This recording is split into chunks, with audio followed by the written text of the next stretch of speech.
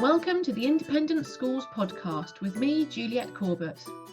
I'm absolutely passionate about adapting best practice and research from the business sector to address the real-world challenges being faced by schools.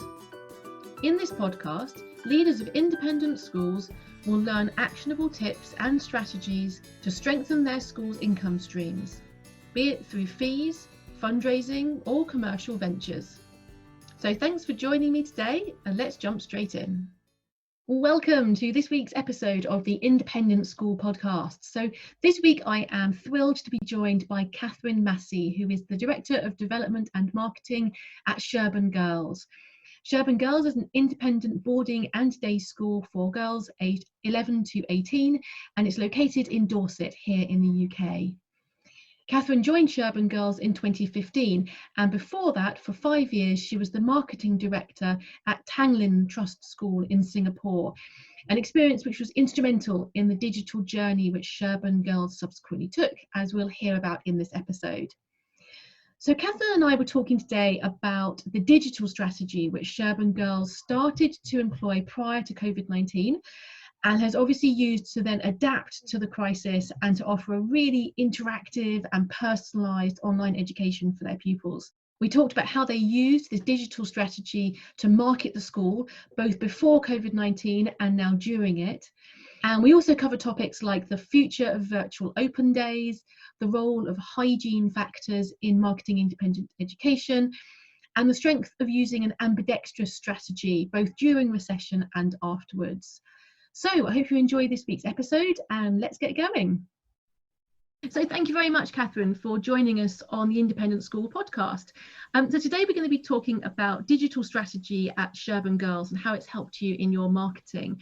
And that story begins when you were the marketing director for Tanglin Trust School in Singapore, and you saw what they were pioneering then. I wonder if you could tell us a little bit about what you saw in Singapore, about the way they were using technology in schools, and how that influenced your thinking when you returned to Sherborne Girls back in 2015. Yeah, absolutely. So when I was out in Singapore, my children were fairly young at that stage, and yet they were already fully embracing digital as part of their learning in the infant school, junior school, and up into the senior school. And when we moved back to the UK, I just felt that we weren't quite in the same place with regards to digital in the classroom. The children weren't using it in the same way, they weren't as familiar with it. And I felt that as I took on the role of marketing and development director at Sherborne Girls, there was a real opportunity to look at how we might develop that as an offering. So we, working not just on my own, but with our IT department, with the deputy head of teaching and learning, we really looked at what we wanted to achieve from an educational philosophy perspective, and really felt that it needed to be not just a tick box exercise, but something that was fully embedded in the learning in the school.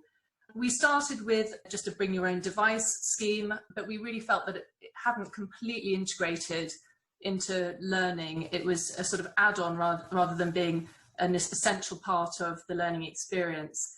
And I think the real change was when we were visiting Singapore again as part of, we were doing an Asia roadshow, and I was with the Senior Deputy Head of Teaching and Learning again, and we did some learning walks at a couple of the international schools, and really saw the digital strategy that had taken off even from when I was out there being embedded within the learning experience across different age groups, different subject areas, really facilitating this wonderful collaboration, changing the whole dynamic in the classroom. So instead of the teacher necessarily being at the front, they were able to kind of move around the classroom. They could flick up onto the screen work of any one student or a group of students at a time. And the children were just learning in a really organic way how to use this digital technology. And so on the back of that, we decided to really push our technology strategy forward and into the next gear, I suppose. And we committed to the Microsoft suite of technology. So the girls are asked to have a Microsoft Surface or a Microsoft Go. It's very much pen enabled, using OneNote and Teams. And I think what really helped us move it forward was we also brought Steve Morgan, who is the head of technology for learning at Tanglin, back to Sherborne. He spent 3 days with our digital ambassadors to really get them started. I mean, we recognised that essential to the success of this would be teacher training. The teachers had to feel really confident, and as is inevitable, we had those that were really quick adopters and others that weren't quite as comfortable. So we made sure that for every academic department we had a digital ambassador, and Steve spent some time with them, really bringing them up to speed.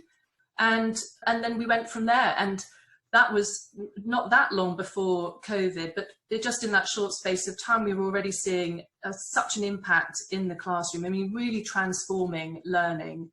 And so it just put us in a sort of fortunate position when we did come to lockdown, that we were able to adapt that technology to really support remote schooling during this time.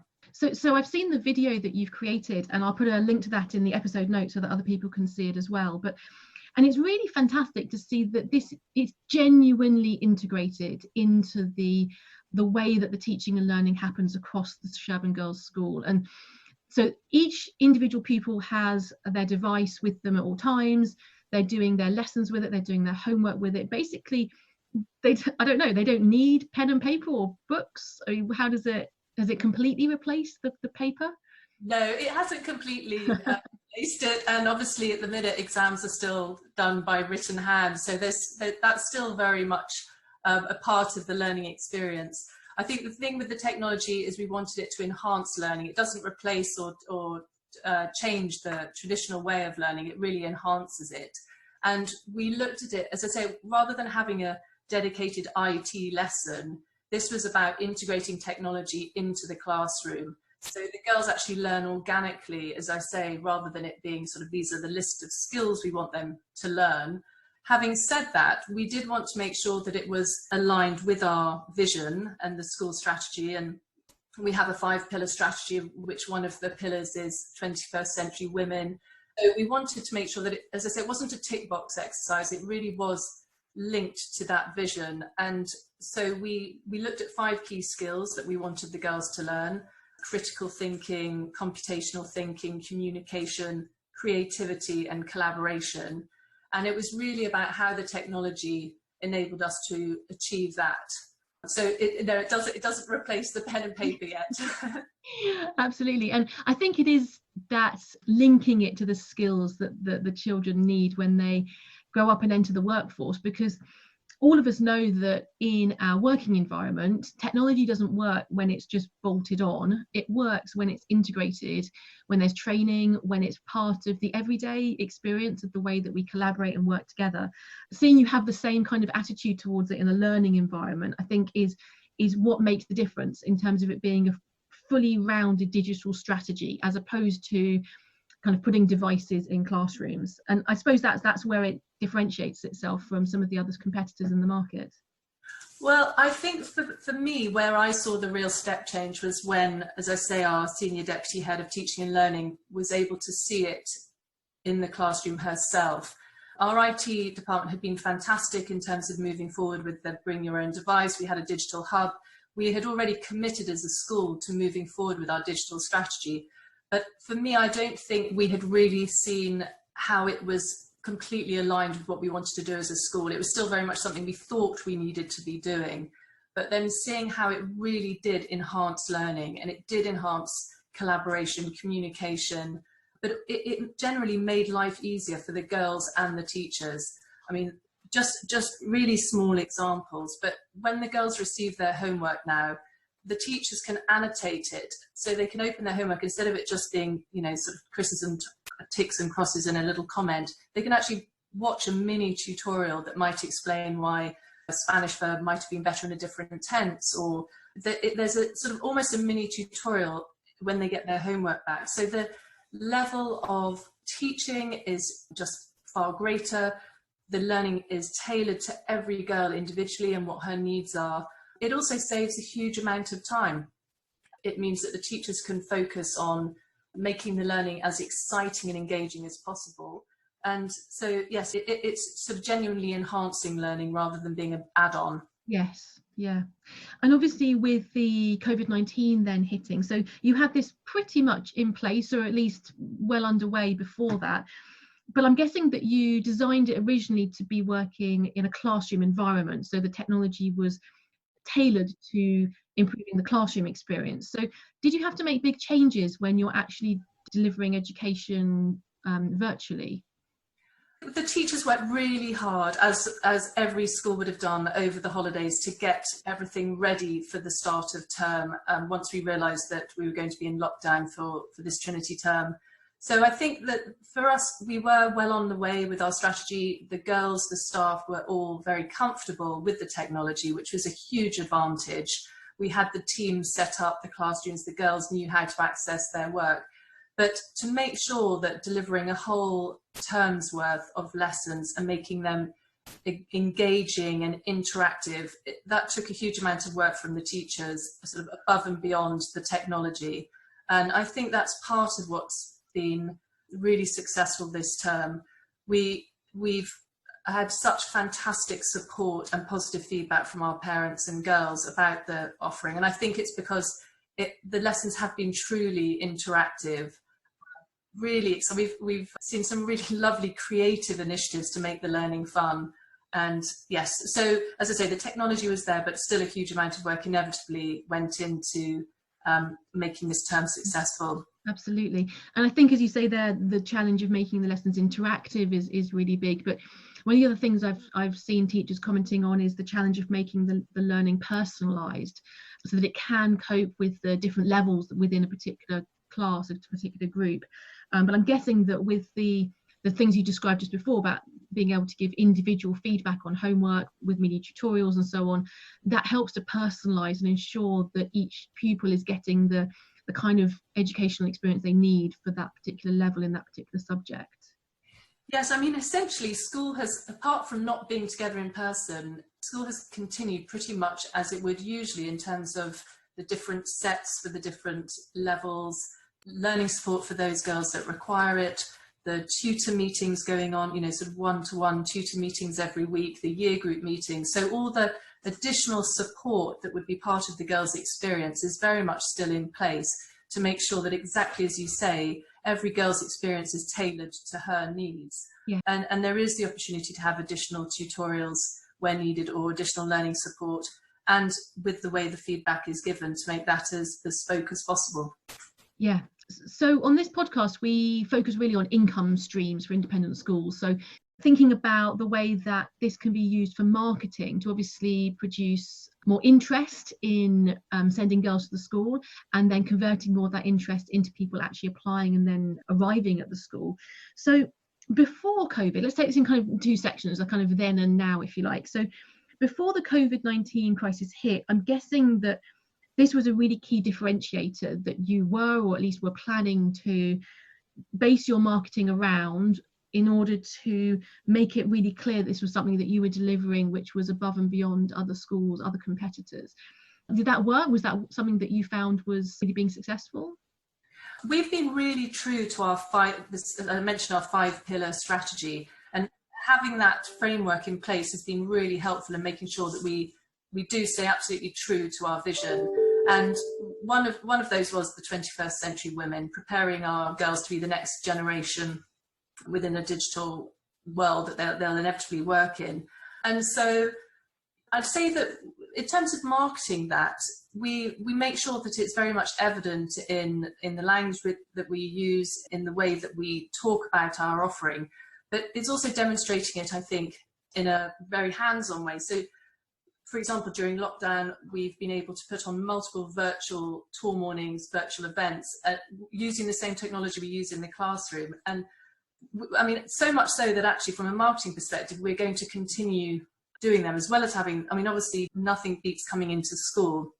I think we've seen something like 80 families now at I think we've had 3 or 4 virtual tour mornings over the last 2 months, which is significantly more than we would have done in a normal term, in a normal landscape. And I think part of that is the fact that people can access them from home. They don't necessarily have to commit to driving down to Dorset just to have a little dip in and have a look. So we've been trying to demonstrate the technology that we're using throughout the actual process of visiting the school, if that makes sense. Yeah. We're also looking at how we can further evidence our strategy. So we're going for Microsoft Showcase status. And again, that's just really demonstrating our commitment to this being a fundamental part of our delivery. And I mentioned that Steve Morgan visited us before to help us get off the starting blocks. He's actually coming down to spend some time with us next term, because we don't see this as something that's stopping when we come out of lockdown. This is going to be part of our offering moving forward, and we're really just at the beginning of where it might take us. And so he's going to come and spend a couple of days a week with us over the Michaelmas term to really help us develop that even further, working very much from a teaching and learning perspective. So going into the classrooms, supporting the teachers and the girls, going into the boarding houses in the evenings to help support the girls further and do some workshops and drop-in clinics to make sure that everybody gets up to that level of confidence using the technology. And I think as well, as you say, that we're not going to return to where we were before lockdown, and so our marketing won't either. And I think one of the things that schools will need to juggle at some point is that you may have some of your pupils in the classroom and some of your pupils not, based on individual countries going through different stages of lockdown, based on individual parents making decisions about how much risk tolerance they're willing to take in terms of sending their children back to school. And so I think increasingly having that flexibility to adapt your provision with some pupils in the classroom, some pupils learning from home, and being able to say that at any point in the future, but certainly over the next couple of years, we can seamlessly switch from one to the other for your child. And that is a really strong selling point, because I think in this age of uncertainty, parents are looking for as much certainty as possible around their children's education. And so if they're confident that a school has the technology and the skill set to be delivering of really seamlessly technology enabled education, then that's got to be a massive selling point going forwards. I think you're right. We obviously, with lockdown approaching back in March, a number of our overseas students actually went home early for obvious reasons, and so we already had a week or so, perhaps 2 weeks, of having some of the girls in the classrooms and while some were accessing the lessons remotely. So we've had a bit of a taste of that. We made the decision not to have any of the girls back for the last couple of weeks of this term, partly because the feedback about our remote offering had been so positive, but also as a school that's over 90% full boarding, the social distancing would have just been impossible, really, we felt. So being able to operate with some of the girls in and some out will inevitably create more challenges, and that will then become the new normal in the way that this has become the new normal over the last couple of months. But I feel confident that the technology and the platform that we've put in place will support that. And I think you're absolutely right. When we come out of this period of lockdown, I think we will all have a slightly different perspective on how we work, how we school, the whole ability to be able to do so much remotely. And I think also a real focus on well-being. Yes, absolutely. So you mentioned earlier the virtual open days. I'm interested to hear your thoughts. My thinking at this point is that virtual open days will be a new step in the buying journey that parents and pupils make. And so you might visit a website and then do a virtual open day, and then do an open day before making a decision, a physical open day on site. And so it becomes an extra step that you need to ensure that the parents and pupils are keeping you on the short list and are increasingly excited by the prospect of actually getting through the front door and seeing the school in person. Is that how you see it panning out, do you think? Yes, definitely. I really do. I don't know if this was the right thing to do or not, but we decided to do a virtual tour morning quite early on in the term. And I have to be honest, it was the most frightening experience of my life, and it wasn't fantastic. I had a power cut just before. It wasn't seamless, but our audience was incredibly forgiving, and it gave us the confidence to keep going. They were really supportive. And since then, we've done a few more, and we've refined it and tweaked it. And actually more using the girls more and more. They're the best ambassadors for the school. They're really fantastic. So we had, I think, as I say, our third or fourth one this weekend just gone. The engagement from the audience was just so fantastic. We had a wash up afterwards and felt that we really need to have a number of these in our programme every term moving forward. As I said before, nothing beats coming into school and seeing it in person, getting that real feeling for the school, for the campus, seeing the lessons going on live. But this is a really good way of getting a good introduction to the school. And also, I think with some of these big decisions, often there's more than one decision maker. And so obviously the parents are the key decision makers on this one, or potentially the pupils as well at the age that you're looking at.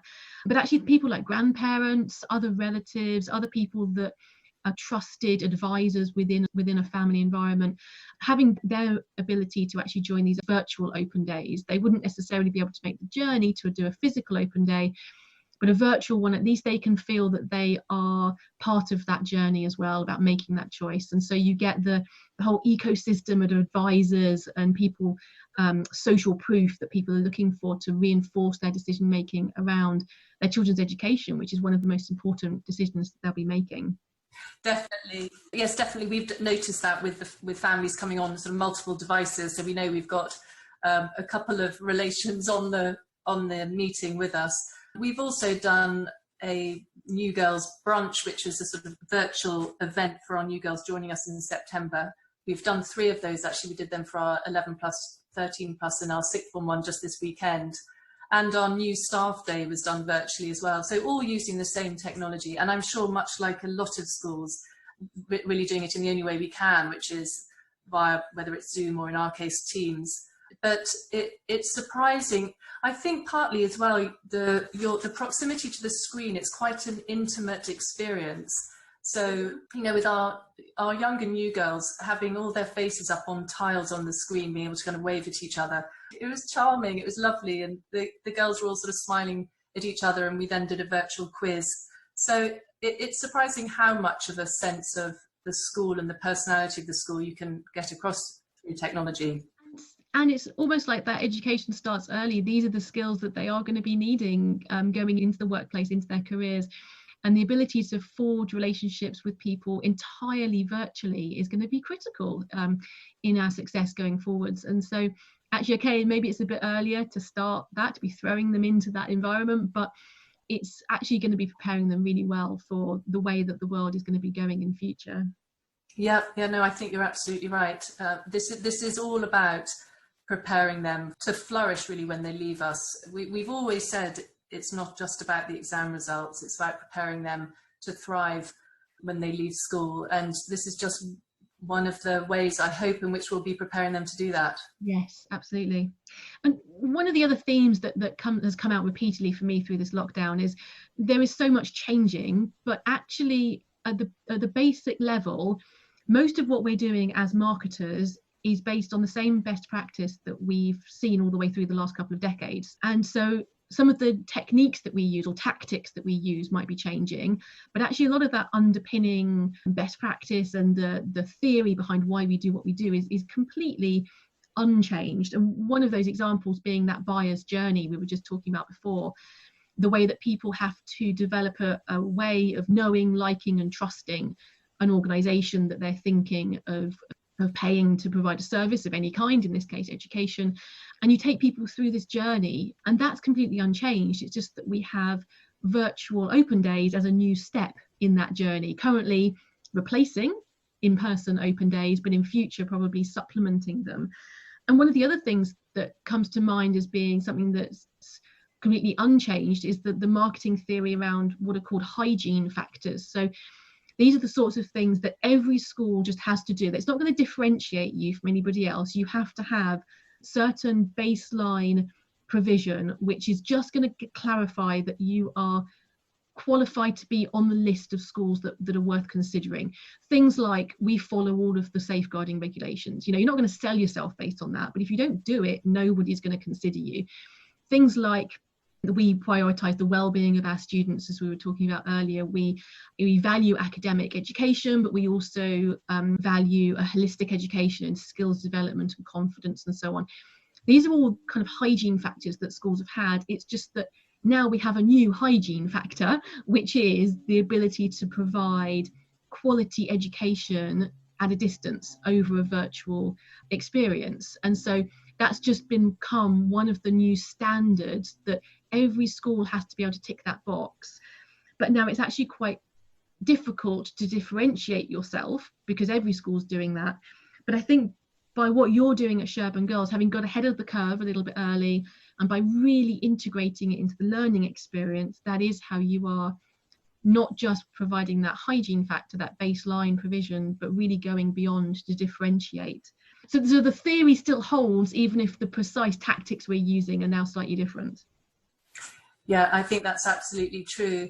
I think this situation has spun everything on its head, and we're seeing more and more that parents, I think, are looking for so much more than just a set of great results. And you talk about the hygiene factors, and I think you're absolutely right. There are certain skills, attributes that they will look for in a school, but I think it goes beyond that. And I think what we've seen during this lockdown period is a huge sense of community and doing the right thing. And I think we see the young people as well talking very loudly and really doing the right thing. You know, we talk about sending out into the world girls who have the courage to make a difference. And the fact that this young generation coming through, that's really important more than ever to them, whether it's environmental, whether it's Black Lives Matter. There are qualities which are almost around a school's ability to do the right thing. Yes, and being able to find the messages that help you to market your school as doing the right thing without it seeming the kind of humble bragging, the kind of aren't we wonderful continual message that drips onto social media. Finding that tone of voice is really important. How have you found that balancing act? Yes, I think that's right. It's got to be completely authentic. It absolutely must.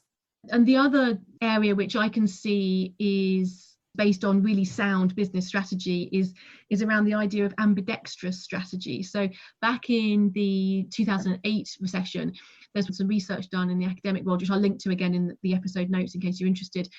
So businesses that employed ambidextrous strategy, which is controlling your costs really comprehensively at the same time as strategically investing in the areas where there's going to be future growth or where you need to be strong in a future competitive environment. And if you can do both of those simultaneously, it places you in a really strong position, not just to survive a recession, but to thrive in the bounce back that follows that recession.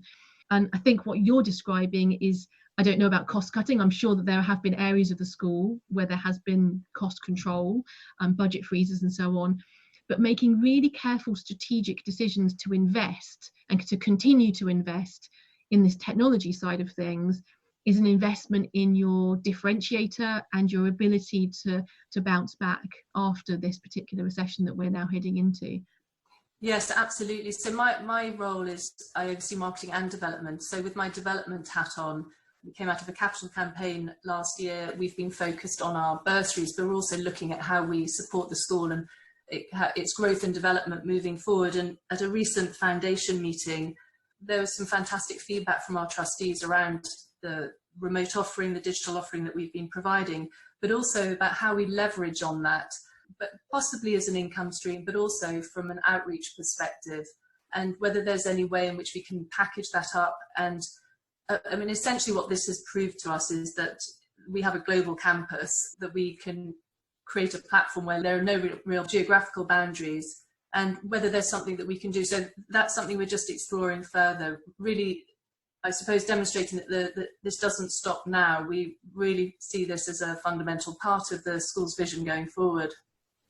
Absolutely. And the two things you noted there, the using it to strengthen an income stream, obviously through marketing for boarding pupils yourself and as a potential additional income stream, and the idea of the outreach and how you can put something back into society. I think these are themes that are coming through really strongly across the independent schools sector, and it's juggling both, because both are critically important, both for the survival of the business model that each school employs currently, but also justifying its place in society and justifying its role in the way that society bounces back after COVID.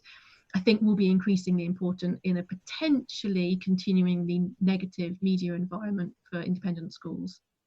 Yes, I think that's right. And we've seen a real push on transformational bursaries and social mobility, and certainly at Sherborne Girls, we have our candlelight bursaries where we link with the Springboard Foundation, Royal National Children's Springboard Foundation, to identify girls who would really benefit from a boarding education, And I think that's been really successful for us, and it was something that we were really keen to develop. Obviously, this pandemic has changed the situation slightly in terms of the finances and what the priorities will be for the school as we come out of this, and make sure that we're a healthy school with a healthy student role and we can continue to meet those obligations. But it does provide an opportunity, as we were just saying, with the technology side, to see if we can perhaps do it a little bit differently, but still commit to that objective in terms of our community outreach, social mobility. Yeah. Absolutely. And at the moment, it's all about innovative thinking. Nothing is off the table. All of these ideas are being thought about and being thrashed out and considered. I think that's one of the really exciting things about this time is the innovation and business model and approach that we're seeing across the sector. I couldn't agree more. If there has been a silver lining, it's been the fact that everything is up for grabs. We can literally throw everything up in the air and think differently. And there's a real openness and desire to do that, which is really fantastic, I think, and it's quite exciting. Absolutely. So thank you so much for joining us today, Katherine. Really wonderful conversation. Really great to have talked through both the digital strategy at Sherborne Girls, but also about how it influences the way that you market the school and strengthen that income stream, and as a possibility of a future new income stream in terms of digital provision of education internationally. So thank you very much for joining us today, Katherine. Thank you for having me. So that's it for now, and thanks for listening. Don't forget that you can subscribe to the Independent School Podcast to hear our next episode, or sign up for my regular newsletter at www.consultjuliet.co.uk/sign up. Great, see you next time.